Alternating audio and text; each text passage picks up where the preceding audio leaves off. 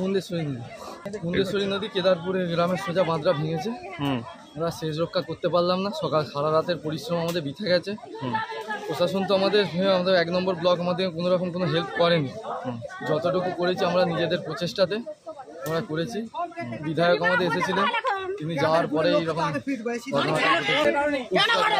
বিধায়ক বিমান ঘোষ আসছেন।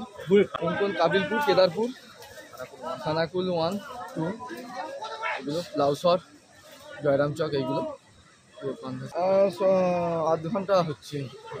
কাবিলপুরে এ পারটা যেটা খানাকুল পোর্শন, ঠিক আছে, খানাকুল 1 নম্বর ব্লকের দিকে, যেটা হচ্ছে আপনার কাবিলপুর আর কেদারপুরের মধ্যবর্তী এলাকা, এখানে পিটুরদোলা বলে, সেই জায়গাটা পুরোপুরি হানা হয়ে গেছে। হানা হয়ে গেলে জল এখন খানাকুলের দিকে ঢুকছে এবং পরবর্তীকালে খানাকুলে ঘন্টা 2-এর মধ্যে পুরোপুরি বন্যা প্লাবিত।